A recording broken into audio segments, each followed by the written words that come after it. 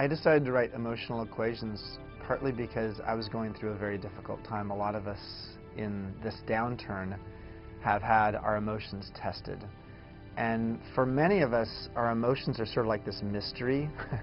We talk about our emotions getting the best of us as if it's some evil twin that inhabits our body and takes over us.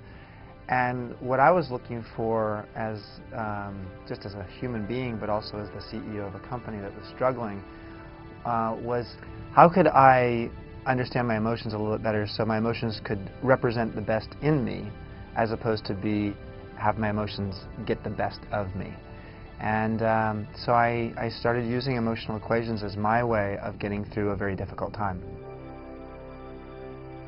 Math is really about relationships. And in normal math, it's the relationship of numbers. In emotional equations, it's the relationship of emotions. Here's how emotional equations work. First of all, there are like emotional building blocks. There's two components usually associated with an emotional equation, and there's a plus, minus, divide, or times attached.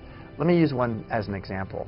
There are really two components in our lives that lead to us to feeling anxiety. It's what you don't know and what you can't control.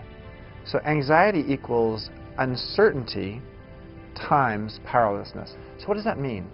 How do you use that? Well, if you know that what you don't know, or uncertainty, is a component of anxiety, the thing to focus on is what do you know? Because quite often when we get really obsessed with what we don't know, the mystery of it all, we're missing the fact that there's some things that we do know. And then on the powerlessness side, what we can't control, the thing to ask yourself is, what can you influence? As opposed to what is it that you feel like is outside of your control. Because anxiety gets reduced when you realize that there's certain things that you do know and certain things that you can influence.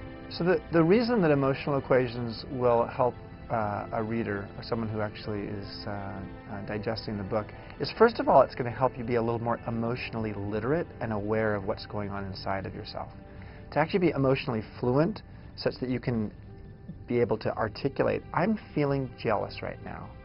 And instead of acting out jealousy and it comes in all kinds of other forms, you can say, I guess I'm feeling jealous right now. And you can know that, gosh, there's a couple components that lead to jealousy, and maybe I should do a deeper dive as to understanding why I have a level of mistrust here, or where my self-esteem might be a little bit at risk right now.